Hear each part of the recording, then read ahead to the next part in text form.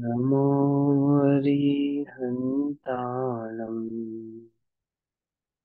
नमो सिद्धाणं नमो आयर्याणम्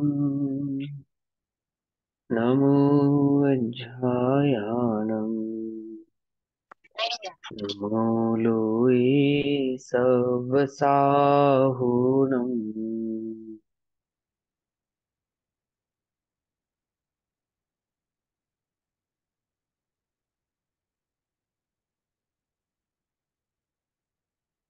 ओंकार बिंदु संयुक्तम् नित्यं ध्यायन्ति योगिनः कामदं मोक्षदं चैव ओंकाराय नमो नमः।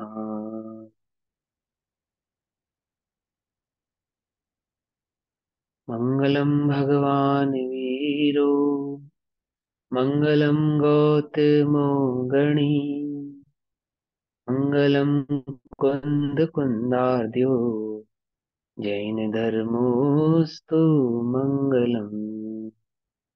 सर्वमङ्गलमाङ्गल्यं सर्वकल्याणकारकं प्रधानां सर्वधर्माणां जैनं जयतु साश्वतम्।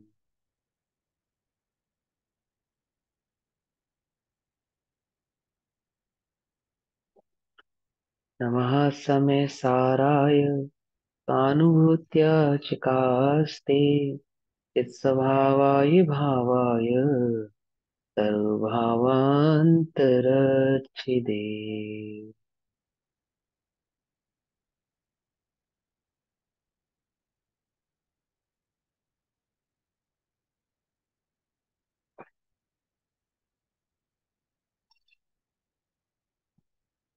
हमारी चर्चा का विषय चल रहा है श्री समय सारजी ग्रंथ। और श्री समय सारजी ग्रंथ को हम आचार्य अमृत चंद्र देव द्वारा विरचित टीका आत्मख्याति टीका के माध्यम से इसका हम स्वाध्याय कर रहे हैं। और अशरीरी होने के इस ग्रंथ में हम गाथा नंबर 36 का स्वाध्याय अभी तक कर चुके हैं। ठीक।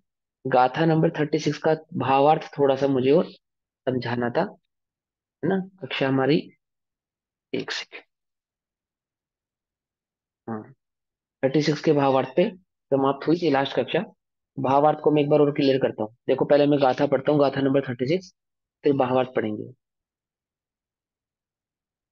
नत्थि मम को विमोहो बुद्धि उव ओग एव हमिक्कौ सम्मोहनी ममत्तम समयस्य वियाणया बेन्ति कुछ मोह वो मेरा नहीं।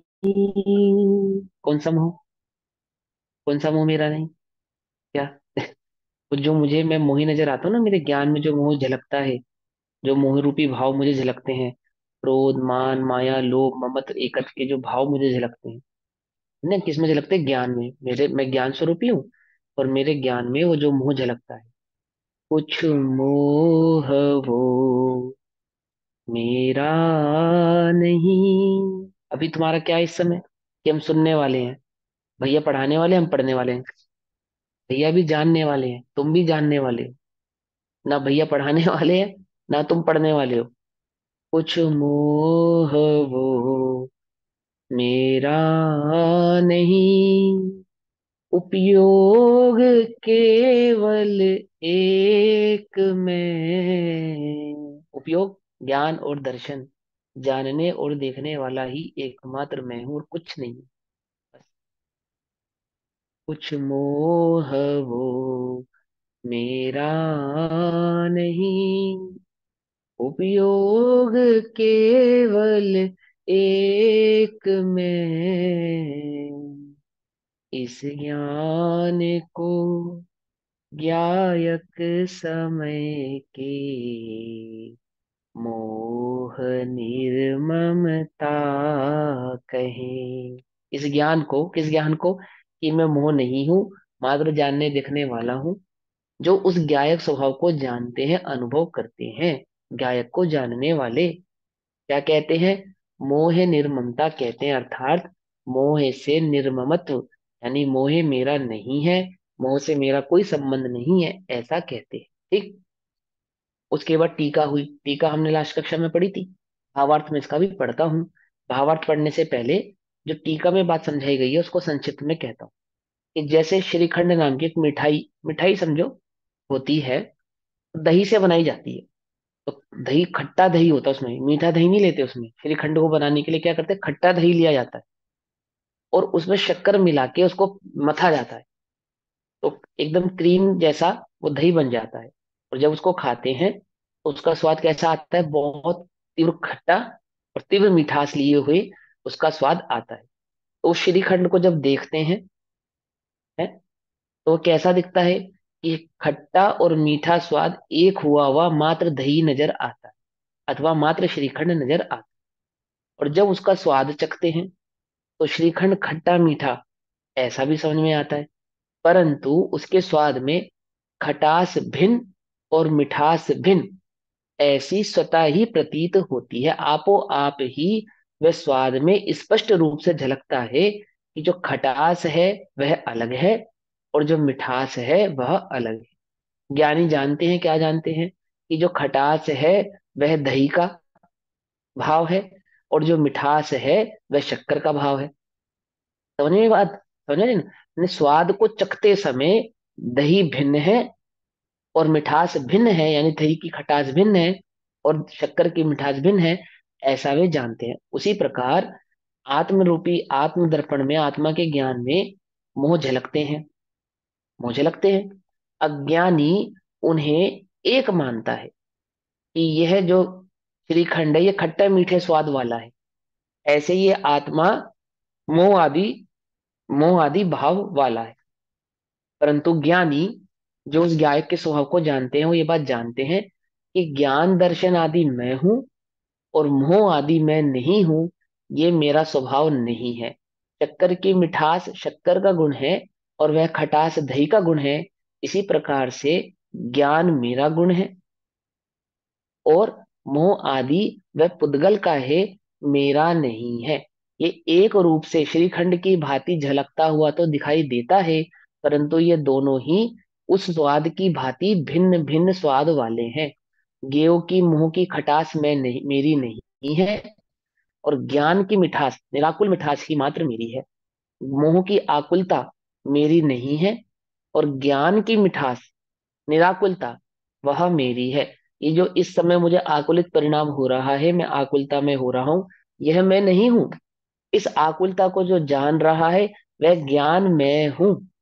और दोनों कैसे मिले हुए हैं? श्रीखंड की भांति। जैसे श्रीखंड में वह शक्कर की मिठास और दही की खटास मिली हुई है, ऐसा भावार्थ। अब भावार्थ को पढ़ेंगे, यहाँ पे बात और अच्छे से समझ में आएगी। यह मोहकर्म जड़ पुद्गल द्रव्य है। जो द्रव्य कर्म है ना, जो आत्मा में झलका, तो द्रव्य कर्म जो आत्मा से बंधा था, जिसका उदय आया, वह द्रव्य कर्म किसका है? वह मोह रूपी द्रव्य कर्म जड़ का है। ठीक। उसका उदय कलुष, मलिन भाव रूप है। जैसे उस श्रीखंड में खटास का प्रभाव उत्पन्न हो रहा है ना, दही की खटास का, ऐसे ही वह पुद्गल में जो मोह कर्म है वह कैसा है? कलुष है, आकुलता में है, आकुलता लिए हुए है, कलुष है। तो उसका उदय कलुष, मलिन भाव रूप है। मेरे परिणामों में जो मलिनता मुझे झलक रही है, मेरे परिणामों में जो कलुषता मुझे झलक रही है, मेरे इन परिणामों में जो मुझे मोह राग द्वेष आदि का भाव झलक रहा है, वह किसका है? वह पुद्गल का है, वह पुद्गल का है। यह मोहकर्म जड़ पुद्गल द्रव्य है। उसका उदय किसका? पुद्गल जड़ कर्म रूपी जो द्रव्य है उसका उदय, पुद्गल कर्म का उदय, वह कैसा है? वो कलुषमय है, मलिन है। यह भाव भी, वह भाव भी मोह कर्म का भाव होने से पुद्गल का ही विकार है। समझ में? वो जो झलकन आत्मा में झलक रहा है मोह रूप से, वह झलक भी किसकी है? वह भी मेरी नहीं है, वह भी मेरी नहीं है। किसकी है? वह भी किसकी है? उसकी, उस विकार होने से पुद्गल की ही है विकार। वो जो भावों में विकार आ रहा है, वो जो परिणामों में विकार दिख रहा है, वह विकार भी मेरा नहीं है, पुद्गल जड़ कर्म का उदय का निमित्त होने से वह पुद्गल जड़ कर्म का ही है।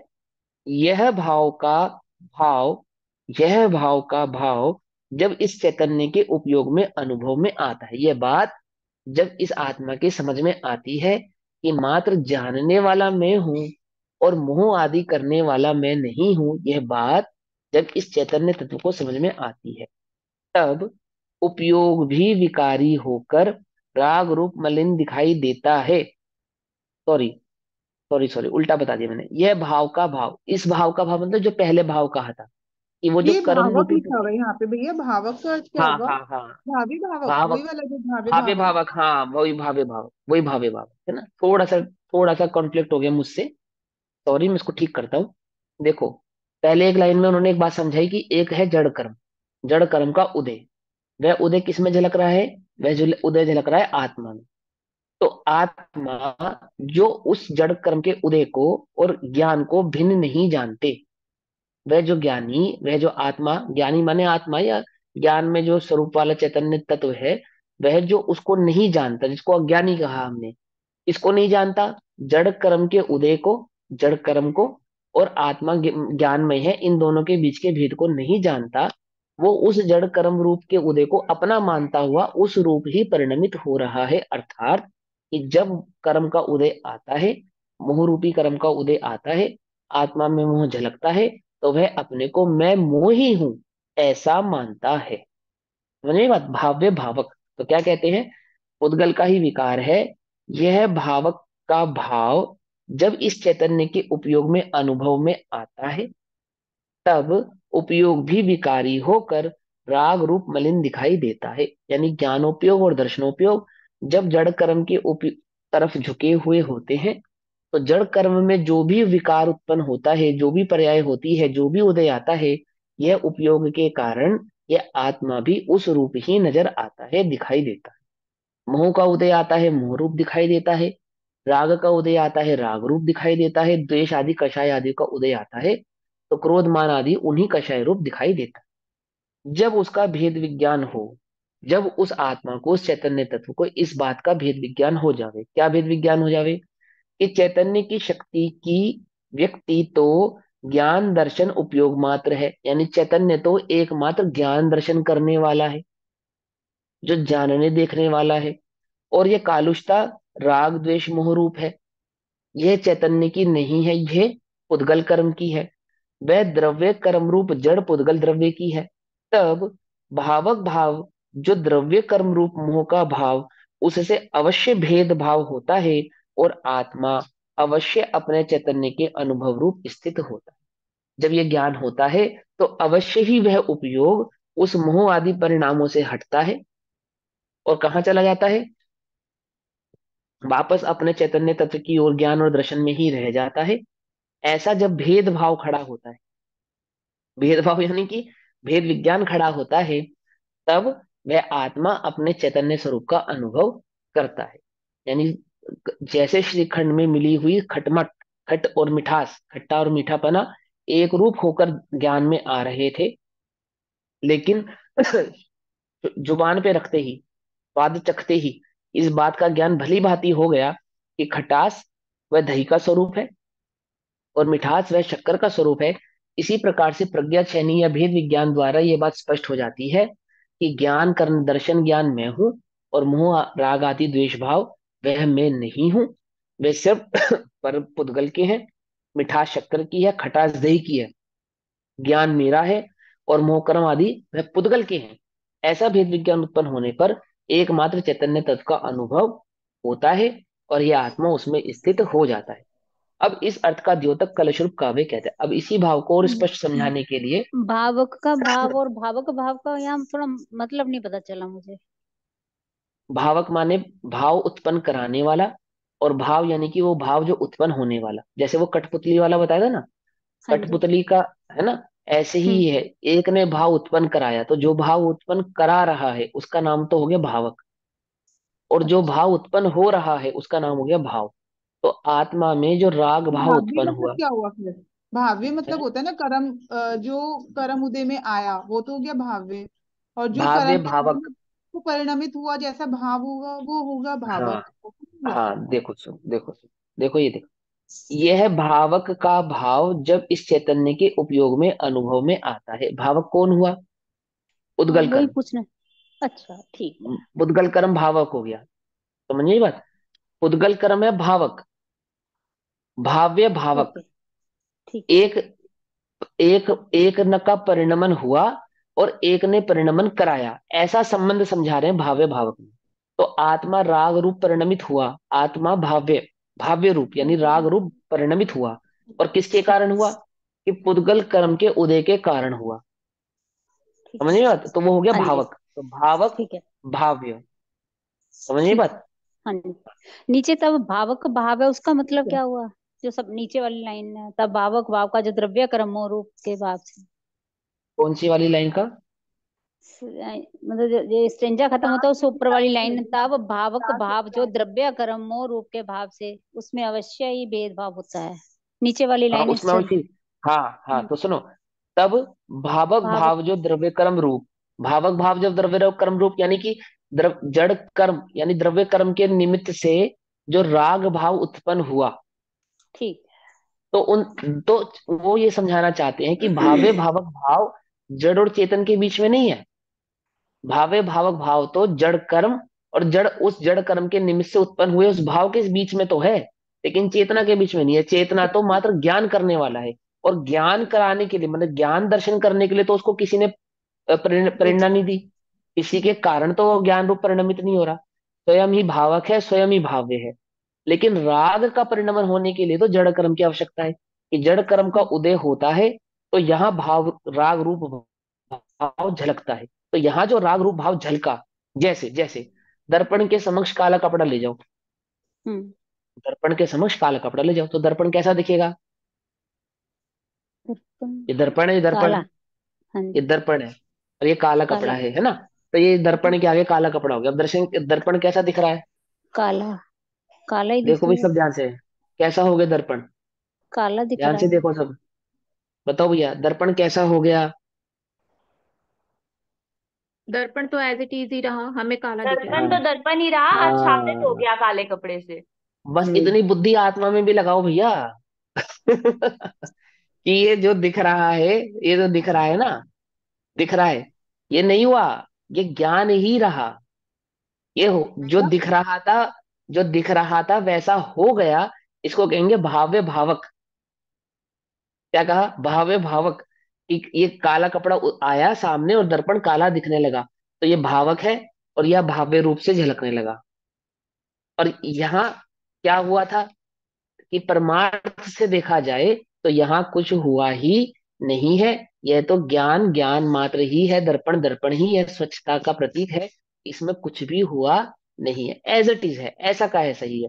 तो नजदीक जाकर देखने पर यह बात स्पष्ट हो जाती है कि दर्पण में जो कालापन दिख रहा है वह दर्पण का नहीं है, उस काले कपड़े का है।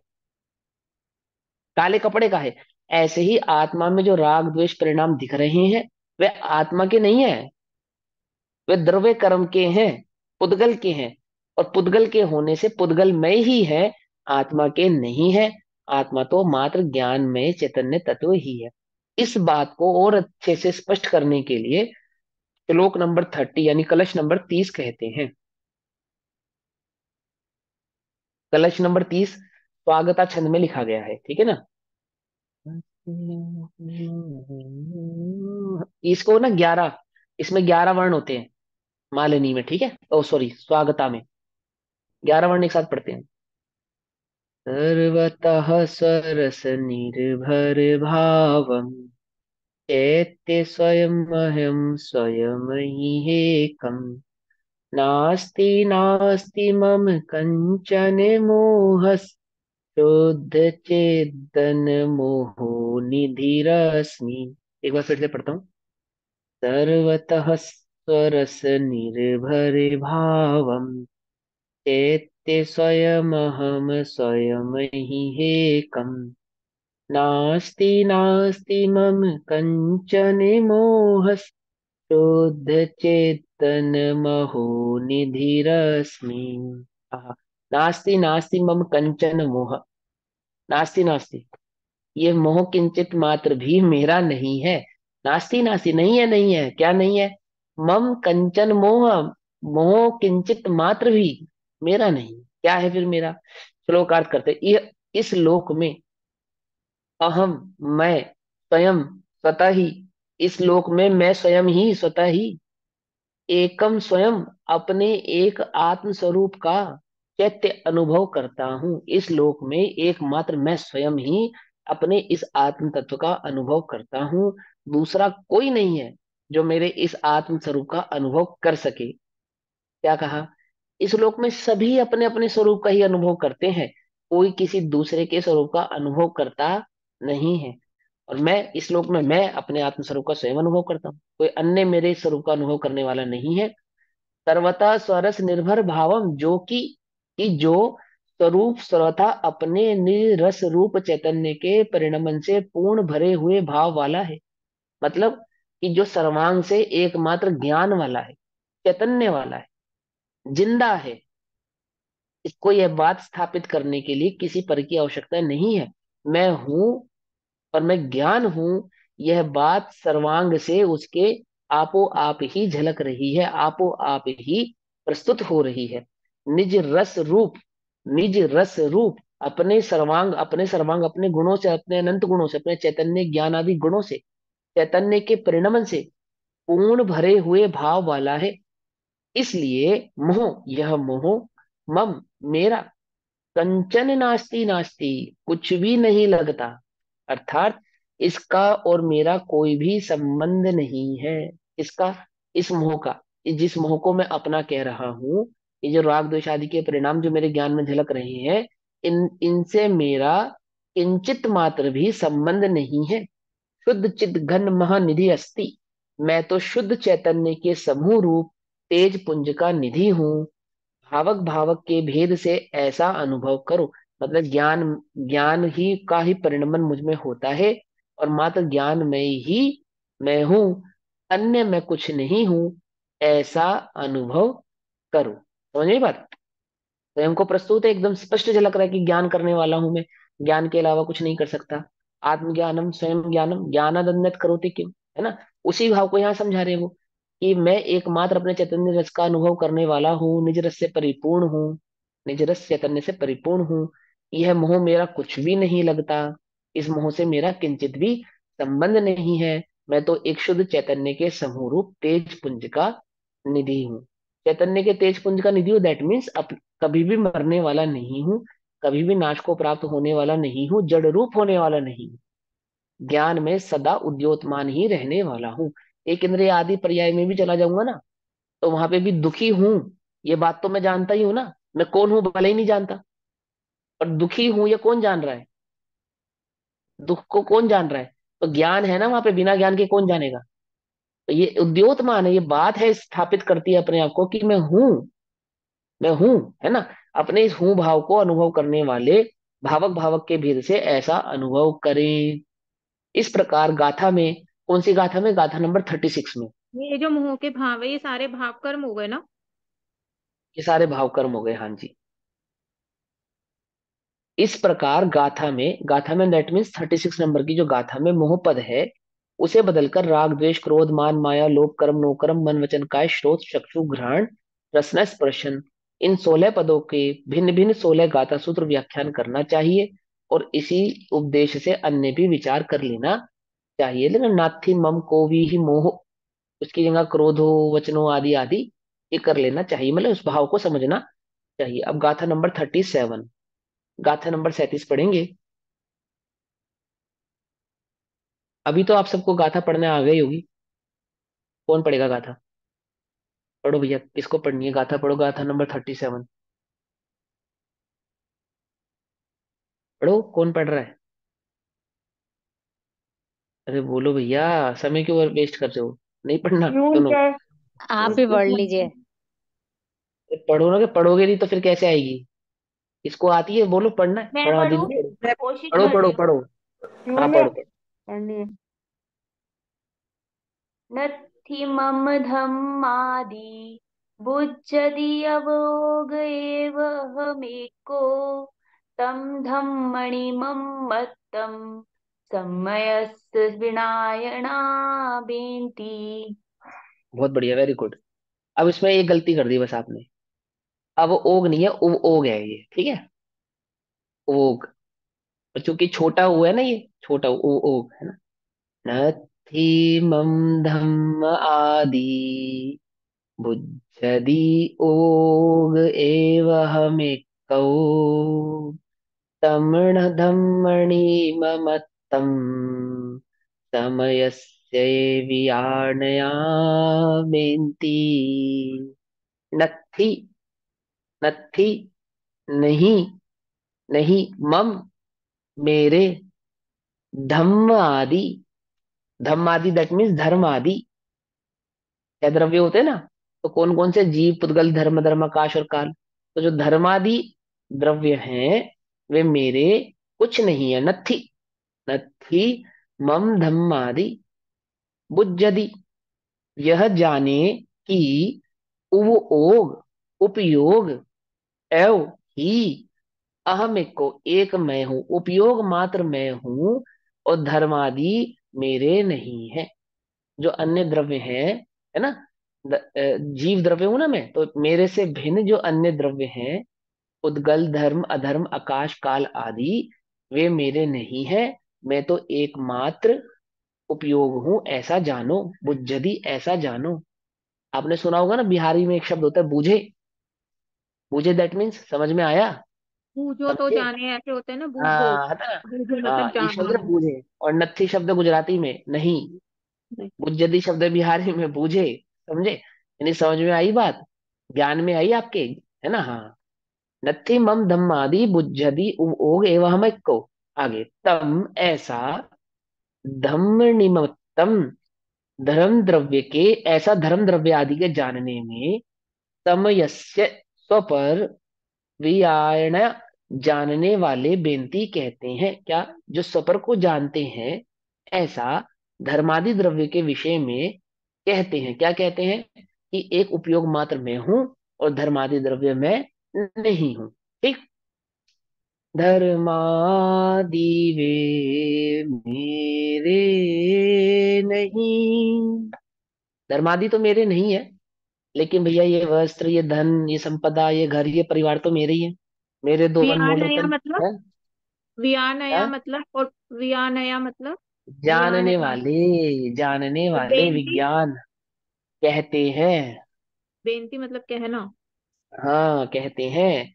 धर्मादि वे मेरे नहीं। धर्मादि मेरे नहीं है, बाकी सब मेरे हैं। है ना। घर परिवार बच्चे आदि ये तो सब मेरे ही हैं। इनको छोड़ के मैं कहाँ जाऊंगी, और ये मुझे छोड़ के कहाँ जाएंगे, क्यों भैया। धर्मादि वे मेरे नहीं, उपयोग केवल एक हूँ। इस ज्ञान को ज्ञायक समय के धर्म निर्ममता कहीं। समझे बात। ये ज्ञान, इस ज्ञान को, किस ज्ञान को, कि मैं एक उपयोग मात्र हूं, यानी दर्शन ज्ञान वाला हूं, अन्य कुछ नहीं हूं। इस बात को कौन कहता है? जो समय के ज्ञायक है, यानी कि जो क्षय द्रव्य के स्वरूप को जानते हैं, अर्थात जो अपनी आत्मा का अनुभव करते हैं, वे ऐसा कहते हैं। क्या कहते हैं? धर्म निर्ममता, अर्थात धर्म आदि से मेरा कोई वास्ता नहीं है, कोई लेना देना नहीं, कोई मतलब नहीं है। समझे में। जग में ना हमारा कोई था, हम भी ना रहे जग के साथी। है ना। समझे ना, समझे। ऐसा वाला। ऐसा नहीं, ये दुनिया ये महफिल मेरे काम की नहीं, ऐसे वाला नहीं। क्या समझे। वो दुखी वाला नहीं, ये मेरे नहीं है स्वरूप से जानने पर ये मेरे नहीं है, ऐसा। गाथार्थ। बुद्धय यह जाने की। बुद्धय यह जाने की धर्मादि, यह धर्म आदि द्रव्य मम नास्ति, मेरे कुछ भी नहीं लगते। मम नास्ति, मेरे कुछ भी नहीं लगते।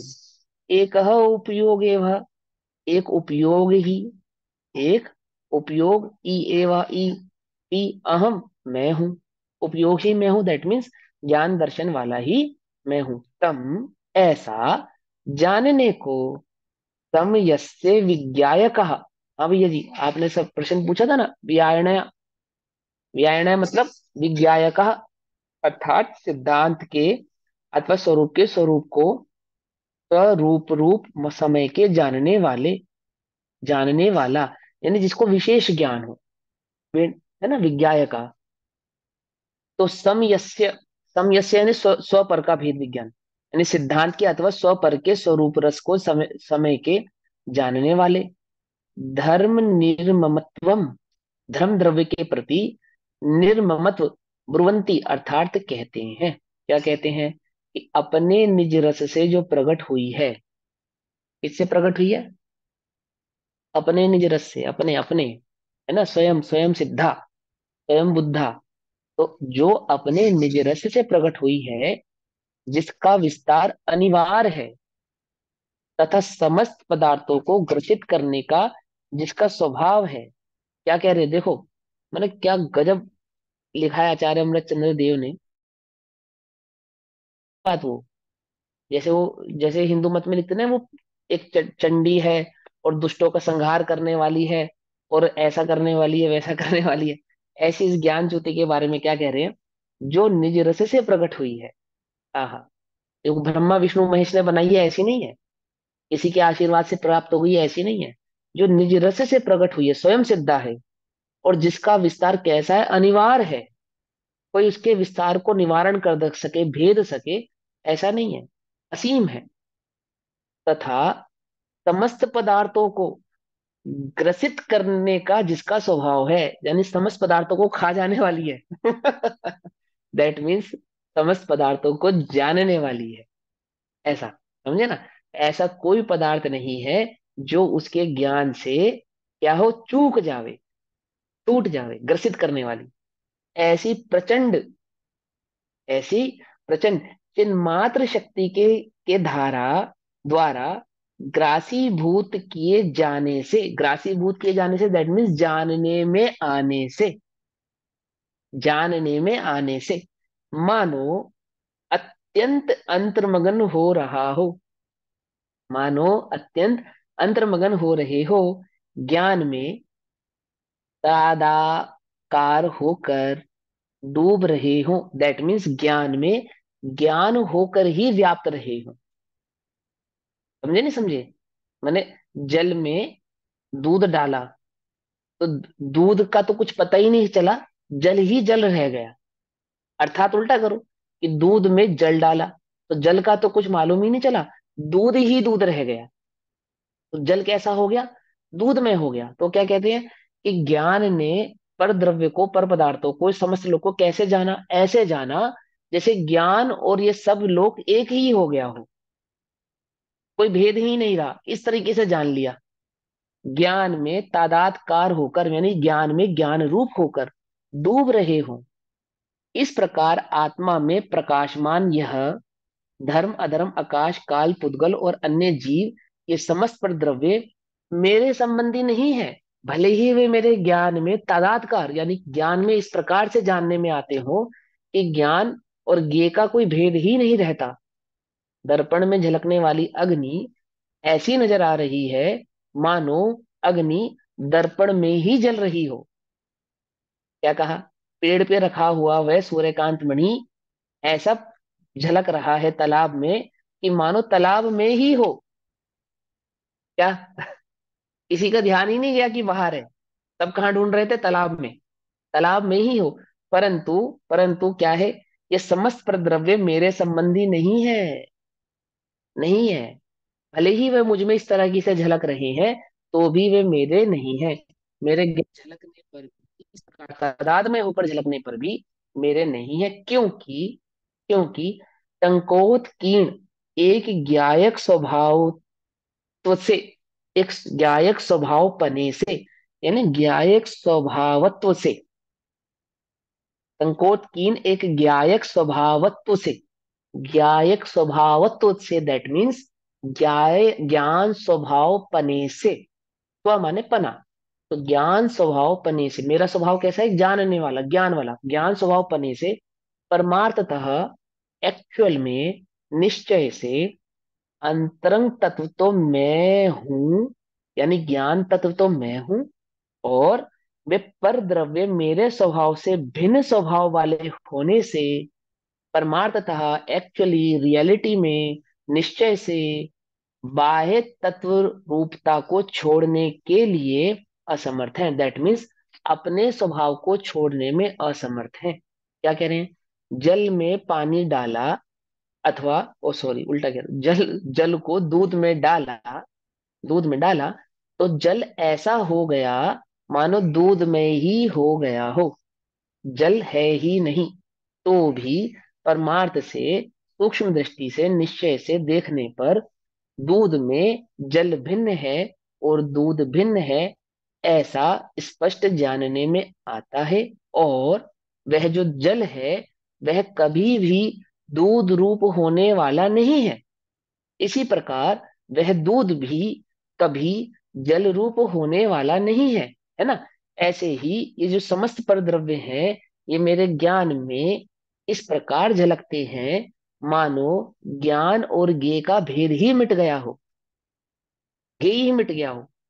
तो भी वे ज्ञेय अपने स्वभाव को नहीं छोड़ने होने वाले से अपने में ही स्थित रहते हैं, और मैं ज्ञान स्वभावी होने से मात्र उनके जानने वाला हूँ, उस रूप होने वाला नहीं हूँ। ऐसा ही यहाँ पे कह रहे हैं, ठीक है ना? अंतरंग तत्व तो मैं हूं, और वे परद्रव्य जो है वो मेरे स्वभाव से भिन्न स्वभाव वाले हैं। ऐसा होने से परमार्थता, एक्चुअल में तो बाह्य तत्व रूपता को छोड़ने के लिए असमर्थ है, यानी कि अपने स्वभाव को छोड़ने में वे असमर्थ है। जल अपने स्वभाव को छोड़ने में असमर्थ है, और दूध अपने स्वभाव को छोड़ने में असमर्थ है। इसी प्रकार से चैतन्य ज्ञान अपने स्वभाव को छोड़ने में असमर्थ है, और जो ज्ञेय उस ज्ञान में झलक रहे हैं वे भी अपने स्वभाव को छोड़ने में असमर्थ है। समझ में आई बात? मुश्किल तो नहीं लग रहा ना? मुश्किल तो नहीं लग रहा? हाँ चलो। क्योंकि वे अपने स्वभाव का अभाव करके ज्ञान में प्रविष्ट नहीं होते। क्या? क्योंकि वे अपने स्वभाव, अपने अस्तित्व का नाश करके ज्ञान में प्रविष्ट नहीं हो सकते। जल अगर दूध में प्रविष्ट होगा तो जल को अपना अस्तित्व खोना पड़ेगा, अस्तित्व खोना पड़ेगा, तभी वो दूध बन सकता है। और ज्ञान में जो ज्ञेय झलकते हैं वे ज्ञेय अपने अस्तित्व को नहीं खोते हैं, इसलिए वे ज्ञान से सदा दूर ही, परे ही रहते हैं। वे ज्ञान में प्रवेश यानी एंट्री नहीं करते हैं। और भैया ये यहाँ लाइन बहुत अच्छे से स्पष्ट नहीं हो रही। ज्ञान में तदाकार होकर डूब रहे हो, इस प्रकार आत्मा में प्रकाशमान, ये धर्म अधर्म। जैसे आपने ऐसे बताया कि ज्ञान और ज्ञेय का संबंध खत्म हो गया, क्या मतलब हुआ कि ज्ञान में जो झलकने वाले जो ज्ञेय है, आप कह रहे हो उन दोनों के बीच का संबंध ही ज्ञान और ज्ञेय का खत्म हो गया? ये बात हाँ तो कैसे फिर, हुई? अज्ञानी की दृष्टि हुई ना ये तो फिर। हाँ, देखो सुनो सुनो, वो कह रहे हैं कि ज्ञान में जब ज्ञेय झलकते हैं तो कैसे झलकते हैं? कि ज्ञान और ज्ञेय, इन दोनों में कोई भिन्नता है? ऐसी कोई भिन्नता ही प्रदर्शित नहीं हो रही, इस प्रकार से झलक रही है। माने ज्ञान ज्ञेय को इस प्रकार से जानता है कि मानो ज्ञान को ही जान रहा हो। उसको द्रव्य से जानता है, गुण से जानता है, पर्याय से जानता है, भूत भविष्य वर्तमान से जानता है, हस्तामलत जानता है। उसके बारे में क्या नहीं जानता? जैसे एक यार कहता है अपने यार के बारे में, अरे उसके बारे में मैं सब जानता हूँ, जो जो उसके घर वाले भी नहीं जानते वो मैं जानता हूँ। क्या? माने उतने बारीकी से उसे जानता हूँ। ऐसे ही ज्ञान ज्ञेयों को कितनी बारीकी से जानता है, ज्ञान ज्ञेयों को कितनी बारीकी से जानता है कि मानो ज्ञेय और ज्ञान के बीच में कोई भेद ही ना हो। क्या? ज्ञान ज्ञेयों को कैसे जान रहा है कि मानो ज्ञान और ज्ञेय के बीच में कोई भेद ही नहीं है, कोई भेद नहीं है, इस प्रकार से जानता है। तदात्मय होकर जान रहा है, उस रूप होकर जान रहा है, ऐसा लगता है, परंतु उसका निश्चय रूप से, ज्ञानमय वास्तव हो में, गया, हाँ लेकिन ज्ञानमय हो गया वास्तव में, उसका रूप। हाँ लेकिन वास्तव में देखा जाए, लेकिन वास्तव में ठीक है, देखा जाए, आपने बोला ना अ, ऐसा लगता है और वास्तव हाँ में, तो ऐसा ठीक है, हाँ स्पष्ट हो गया। हाँ, बस तो यही बात कह रहे हो अभी। वे मेरे संबंधी नहीं है, स्पष्ट लिख दिया। ऐसा दिख रहा है लेकिन वे मेरे संबंधी नहीं है, ठीक है ना? स्वभाव, वे अपने स्वभाव में, उन क्योंकि वे अपने स्वभाव का अभाव करके ज्ञान में प्रविष्ट नहीं होते। और यहाँ स्वयं चैतन्य में नित्य उपयुक्त और परमार्थ से एक अनाकुल आत्मा का अनुभव करता हुआ भगवान आत्मा ही जानता है कि मैं प्रगट निश्चय से एक ही हूँ, यानी ये रूप नहीं हुआ हूँ, भिन्न भिन्न नहीं हुआ हूँ, भेद रूप नहीं हुआ हूँ, एक अखंड ज्ञान चैतन्य मात्र ही हूँ। ऐसा ही ज्ञान आत्मा जानता है। इसलिए गे ज्ञायक भाव मात्र से, ध्यान से पढ़ना, इसलिए गे ज्ञायक भाव मात्र से, कौन बताएगा?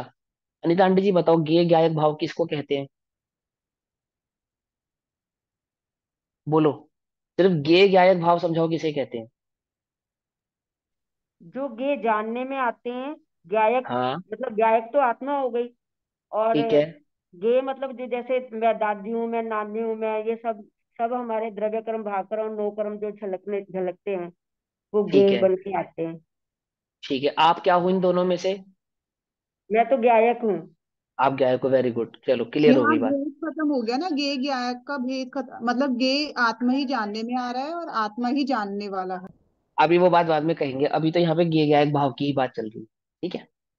वो बात अभी बाद में कहेंगे, अभी तो यहाँ पे ज्ञान आत्मा है और गे परद्रव्य, फिलहाल यहाँ पे इतना ही है, ठीक? सबकी समझ में आ गया ना? मैंने जानबूझ के पूछा कि भाई गे गायक भाव समझ में आ रहा है या नहीं आ रहा है, ठीक? हाँ। तो गे गायक भाव मात्र से उत्पन्न, गे गायक भाव मात्र से उत्पन्न परद्रव्यों के साथ परस्पर मिलन होने पर भी, मेरा परद्रव्य के साथ क्या मिलन है, क्या संबंध है? कि गे गायक भाव संबंध है बस। तो पर प्रकाशक है ना आत्मा, तो वो जब मैं पर को उसको जानता हूं, वो मेरे ज्ञान का विषय बनता है, मेरे जानने में आता है, सिर्फ इतना, मेरा उसके साथ सिर्फ इतना ही संबंध है। प्रगट स्वाद में आने वाले स्वभाव के भेद से कारण, प्रगट प्रगट आत्मा ज्ञान में, ज्ञान का जो स्वभाव प्रगट रूप से मेरे जानने में आ रहा है, उसके भेद होने के कारण, जैसे श्रीखंड में शक्कर का स्वाद अलग और दही की खटास का स्वाद अलग जानने में आ रहा था, ऐसे ही ये ज्ञान और ज्ञायक में ये भिन्न है, और मैं ज्ञान हूं, ऐसा स्वभाव जानने में आ रहा है, ऐसा स्वाद समझ में आ रहा है।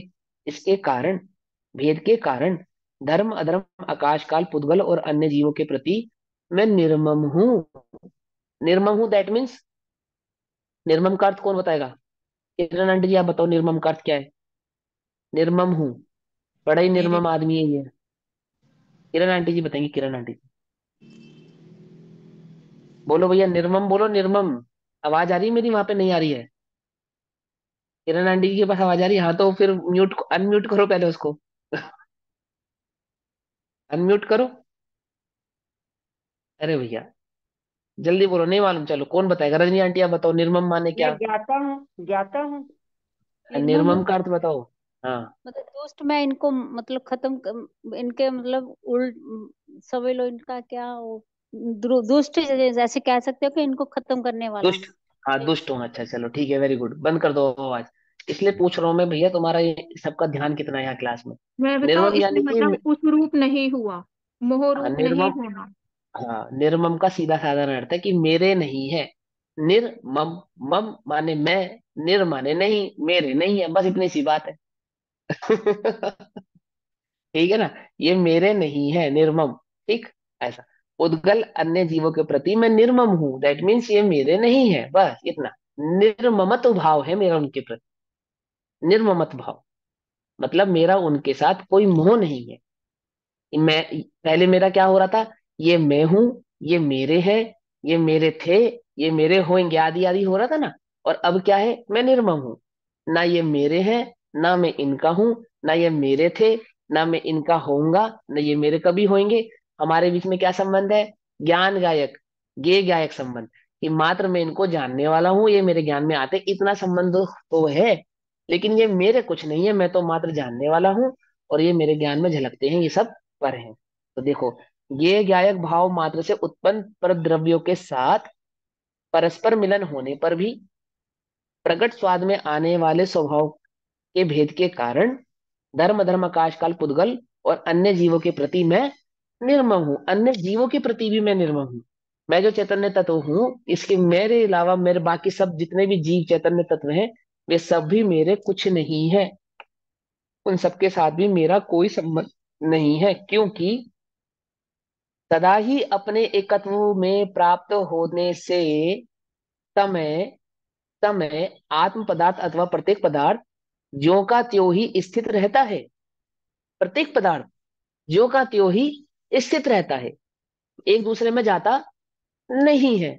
मैं तो शरीर में आ गया ना, ये मैं आत्मा हूँ, शरीर में घुस गया, क्यों? जैसे और किसी की आत्मा शरीर में घुस जाती है, ऐसे मैं भी एक आत्मा शरीर में घुस गया या नहीं घुस गया? क्यों? नहीं। अरे भैया क्या बताए, बस ये तो निमित्त नैमित्तिक संबंध है। क्या कहते हैं कि वह आत्मा आत्मा में ही रहता है, शरीर में नहीं जाता, और शरीर शरीर में ही रहता है, आत्मा में नहीं है। तो मोटी बात कही। और सूक्ष्मता से छहो द्रव्य, प्रत्येक द्रव्य अपने में ही स्थित रहता है, पर में जाता नहीं है। एक गिलास दूध में एक गिलास पानी मिलाओ तो भी दूध पानी में और पानी दूध में जाता नहीं है। ये कैसी आंखों में धूल झोंकने वाली बात कर रहे हो कि भैया ऐसा ही है। परमार्थ से देखा जावे तो वे एक दूसरे रूप होते नहीं है, जो कि त्यों ही स्थित रहता है। अपने स्वभाव को कोई नहीं छोड़ता, कोई नहीं छोड़ता। ज्ञान अपने स्वभाव को नहीं छोड़ता, है ना? और पुद्गल अपने स्वभाव को नहीं छोड़ता। इस प्रकार ज्ञेय भावों से भेद विज्ञान हुआ। इनसे ज्ञेय भावों से, जो ज्ञान में झलक रहे थे, ऐसे ज्ञेयों से क्या हुआ? भेद विज्ञान हुआ कि ये मेरे नहीं है, निर्मम। निर्मम, समझ में बात? निर्मम हो या नहीं हो तुम? अब कोई तुम्हें निर्मम कहे तो बुरा मत मानना। स्वभाव की दृष्टि करना कि हाँ भैया हम तो निर्मम है। समझ में बात कि मेरा इनसे कोई संबंध नहीं है, ऐसा भेद विज्ञान हुआ। अब यहाँ इसी अर्थ का कलश रूप काव्य कहते हैं। अब इसी भाव को और स्पष्ट समझाने के लिए आचार्य अमरचंद्र देव कलश नंबर 31 कहते हैं। कलश नंबर 31 मालिनी छंद में कौन पढ़ेगा? आया किसी को पढ़ना भी? नहीं। मैंने भी भैया बड़ी मुश्किल से सीखा, आप लोग भी सीख जाओगे, कोई बात नहीं। कोई मुश्किल नहीं है। देखो 8 और 7 की युति के साथ पढ़ना होता है।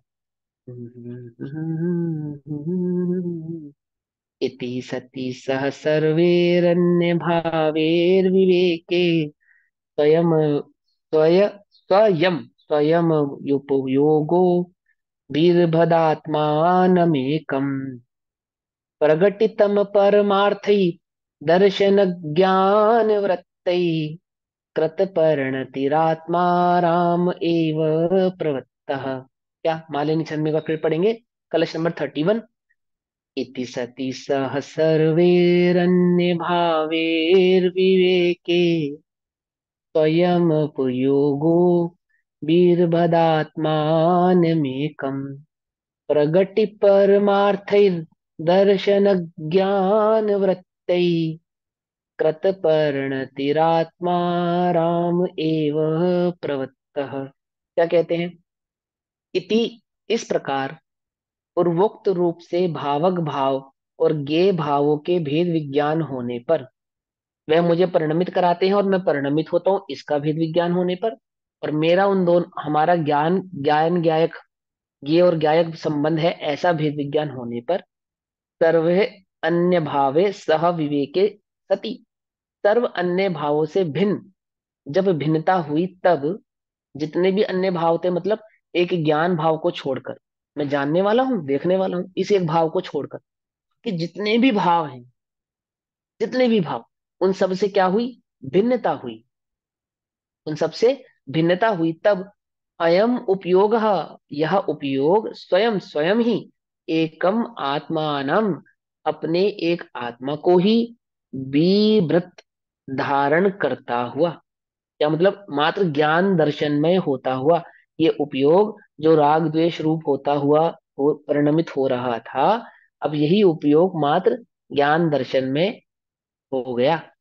समझे मत? मात्र जानने वाला देखने वाला रह गया, ऐसा होता हुआ प्रगति परमार्थी दर्शन ज्ञान वृत्ति कृत परिणति, जिनका परमार्थ प्रकट हुआ है, ऐसे दर्शन ज्ञान चारित्र से जिसने परिणति की है, ऐसा क्या? जिसका परमार्थ परमार्थ प्रकट हुआ है, दैट मीन स्वभाव प्रकट हुआ है।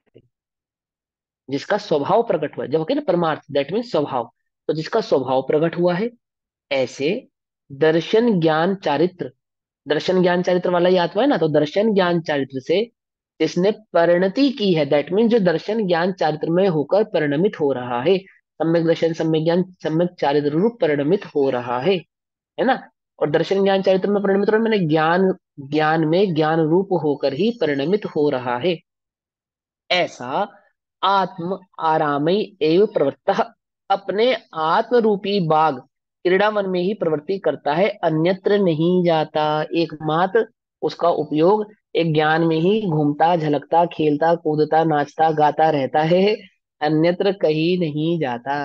आई बात समझ में? बस ज्ञान ज्ञान ज्ञान ज्ञान ज्ञान ज्ञान, ज्ञान में ही रहता है। भावार्थ, सर्व पर द्रव्यों से, सभी पर द्रव्यों से तथा उनसे उत्पन्न हुए भावों से जब भेद जाना, तब उपयोग को रमण के लिए अपना आत्मा ही रहा। जब जान लिया कि कुछ भी मेरा नहीं है, तो वहां क्या रह गया? एकमात्र मैं ज्ञान हूं, ज्ञान में ही हूं, ऐसी ही रमणता वहां पे रह गई, अन्य ठिकाना नहीं रहा। इस प्रकार दर्शन ज्ञान चरित्र के साथ एक रूप हुआ, वह आत्मा में ही रमण करता है, ऐसा जानना। समझ आई बात? हाँ, ये श्रमण लिख रहे हैं, श्रमणों का इतिहास है ये भैया, श्रमणों का स्वभाव है, उनकी तपस्या है ना। अब इस प्रकार दर्शन ज्ञान चारित्र स्वरूप परिणमित इस आत्मा को स्वरूप का संचेतन कैसा होता है, यह कहते हुए आचार्य इस कथन को समेटते हैं। क्या कहते हैं? कि दर्शन ज्ञान चारित्र में जो परिणमित होता हुआ जो आत्मा है, उसको अपने स्वरूप का संचेतन यानी अनुभव कैसा होता है, वह बात यहाँ पे कहते हुए आचार्य गाथा नंबर 38 कहते हैं। ठीक है ना? अब गाथा नंबर 38 पढ़ दूं? समय है अभी? पढ़ लूं? तो थोड़ा समय है, हाँ तो ये तो गाथा है नंबर सही, 30। पढ़ लो, अभी तो सनसेट भी लेट होने लग गया। गाथा नंबर इतना लेट होने लगा? हाँ, 5:40 के अराउंड कोई होता बात है, नहीं, 15 मिनट्स का डिफरेंस आ गया। गाथा नंबर 38 पढ़ते हैं। मैं गाथा और गाथा का भाव, ये जो इसका हिंदी है ये पढ़ेंगे, उसके भावार्थ को हम कल पढ़ेंगे, ठीक है? अहमेकौ खलु शुद्धो दंसन नाणमय्यो सदारुवी न वियथि मज्ज किंची वि अण्णं परमाणु मित्तम्पि। और कौन पढ़ेगा भैया? पढ़ो गाथा, पढ़ो, किसको पढ़नी है? मैं पढ़ो पढ़ू। दीदी, पढ़ो गरिमा दीदी, हाँ पढ़ो दीदी पढ़ो। अहमेको खलिसुतो खलु, दंस खलु, खलु। खलु खलु हाँ खलु, हाँ हाँ पढ़। अहमेको खलुसुतो दंसनडाणमयो सदा रूपी रवि अथि मच्छ किंची वि अणडम परमाणु में तम्पी। बहुत बढ़िया, वेरी गुड। मैं एक शुद्ध सदा अरूपी, है ना? मैं एक हूँ, शुद्ध हूँ, और सदा कैसा हूँ? अरूपी हूँ। अहम एक को, मैं एक हूँ। अहम एक कौ, अहम एक कौ, मैं एक हूँ। अहम ब्रह्मास्मि, सुना है ना? क्या कहते हैं? अहम ब्रह्मास्मि, मैं ब्रह्मा हूँ। यहाँ कहते हैं अहम एक को, मैं एक हूँ। खलु, खलु निश्चय से स्पष्ट है ये बात, शुद्ध हो, शुद्ध हूँ। दंसन नाणमय्यो, अर्थात दर्शन ज्ञान चारित्र वाला हूँ। सदा अरूपी हूँ, सदा रूपी, है ना? आ की संधि हो गई दा के साथ। सदा, सद अरूपी, सदा रूपी, सदा कैसा हूँ? अरूपी हूँ। मैं एक हूँ, अहम एक को, स्पष्ट है, शुद्ध हूँ, दर्शन ज्ञान चारित्र वाला हूँ, और सदा अरूपी हूँ। नवी अत्थि, मैं ऐसा, मेरा, मेरे नहीं, अत्थि माने नहीं है, मेरा ऐसा नहीं है। मध्यम, किंची किंचित मात्र भी, अन्नम अन्य, परमाणु मित्तम परमाणु मात्र भी, परमाणु मित्तम पी, यानी पर परमाणु मात्र द्रव्य भी मेरा नहीं है। नवी अत्थि, बिल्कुल भी मेरा नहीं है। किंचित मात्र भी मेरा नहीं है। अन्य परमाणु मात्र किंचित मात्र भी मेरा नहीं है। मैं एकमात्र दर्शन ज्ञान चरित्र को धारण करने वाला हूँ, शुद्ध हूँ, एक हूँ, और अरूपी हूँ। अहम एको खलु शुद्धो दंसन नाणमय्यो सदा रूवी नवि अत्थि मज्ज किंचिवी अननम परमाणु मित्तम्पि। मैं एक शुद्ध सदा अरूपी ज्ञान द्रग हूँ यथार्थ से, कुछ अन्य वो मेरा तनिक परमाणु मात्र नहीं। अरे अविभाज्य संख्या सम होता है ना परमाणु, जिसके दो टुकड़े नहीं हो सकते, इतना सूक्ष्म होता है परमाणु। परमाणु मात्र भी मेरा नहीं है, कुछ अन्य वो मेरा नहीं। ठीक है ना। तनिक परमाणु मात्र नहीं। अरे अभी तो हम धर्म की शरण में आकर भी पुण्य कर्म अपने साथ ले जाना चाहते, नहीं ले जाना चाहते? क्यों? सत्कर्म ले जाना चाहते हो ना अपने साथ, उल्टा नहीं पढ़ा रहा मैं। लेकिन एक बात कह रहा हूँ, अभी धर्म के स्वरूप को समझ के भी लोगों को क्या लगता है, पाप तो यहीं छोड़ देंगे, पुण्य ले चलेंगे। अरे परमाणु मात्र भी मेरा नहीं है भैया, तो मैं पहले संधि कराई थी, इस बात से समझाया था कि कर्म मेरे नहीं है, द्रव्य कर्म, भाव कर्म और नो कर्म ये मेरे नहीं है। लेकिन फिर भी इसको क्या लगता है कि जब अन्य गति में जाऊं तो क्या साथ ले जाऊं, कि और तो मैं कुछ नहीं ले जा सकता, तो अपने पुण्य कर्म ही साथ ले चलता हूँ। जो ज्ञान स्वभाव में स्थित है, ज्ञान स्वभाव को जानते हैं, जिन्हें ज्ञान स्वभाव की खबर हुई है, उन्हें परमाणु मात्र भी अपना मानने की जिज्ञासा, इच्छा ही नहीं है, कोई विकल्प ही नहीं है कि वे परमाणु मात्र भी मेरा है। क्या ले जाना अपने साथ, कि मैं परिपूर्ण हूं, मैं एक हूँ, शुद्ध हूँ, दर्शन ज्ञान चारित्र में हूँ, परमाणु मात्र भी मेरा नहीं है। ये भगवान कुछ अच्छा कर्म कमा लेते, कुछ दान पुण्य कर लेते, मरते मरते भी आदमी को लगता है मेरी संपत्ति ऐसे कर दूं वैसे कर दूं। अरे मैं, मेरा, मेरी, इस भाव छोड़ दो तो सच्ची समाधि होगी, अन्यथा नहीं हो सकती। ये भाव रहेगा ना कि मैंने इतना कमाया था, चलो अब धर्म समझ में आ गया तो दान कर दूं। मैं ये दान का निषेध नहीं कर रहा, लेकिन एक उससे भी ऊपर की बात है। अगर अभी समझ में आ गया तो अभी ये भाव छोड़ दो ना कि मेरा है, छोड़ दो, चक्कर में मत पड़ो। अभी छोड़ दो इस भाव को, मेरा है ये भाव ही छोड़ दो। मैं एक ज्ञान मात्र हूं, ये बहुत बड़ी बात है। दान से बड़ा ज्ञान है। क्या ज्ञान? मैं ज्ञान में हूँ, ये जानना बहुत बड़ी बात है। उल्टा नहीं पकड़ना भैया, कभी मेरी बात को भैया दान देने से मना कर रहे थे। गाथार्थ।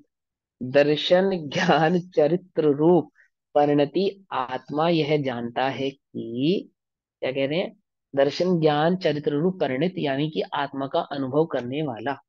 दर्शन ज्ञान चरित्र रूप परिणमित तो तभी होगा ना, अभी तो मिथ्या दर्शन ज्ञान चरित्र हो रहा जो आत्मा को नहीं जानता। तो दर्शन ज्ञान चरित्र रूप परिणमित आत्मा यह जानता है, क्या जानता है, कि खलु अर्थात निश्चय से, अहम मैं, एक, एक हूं, एक हूं या नहीं हूं, हम दो, हमारा एक। अब ये हमारे दो से हमारे एक हो गया ना, नहीं? एक अच्छा। एक अभेद वाला एक। अभेद वाला एक, अच्छा, अहम एक को मैं एक हूँ, एक हूँ, शुद्ध, शुद्ध हूँ। ठीक। दर्शन ज्ञानमय, दर्शन ज्ञानमय हूँ, यानी दर्शन ज्ञान वाला हूँ। मात्र दर्शन ज्ञानमय मेरा स्वरूप है, सदा अरूपी हूँ। किंचित अपि अन्यतः, किंचित मात्र भी अन्य पर द्रव्य, परमाणु मात्रम अपि, परमाणु मात्र भी मम नापि अस्ति, मेरा नहीं है, यह निश्चय है। समझिए बात, नहीं समझ, ये क्या है, ये निश्चय है कि परमाणु मात्र भी मेरा नहीं है, मैं मात्र ज्ञान दर्शन वाला हूँ।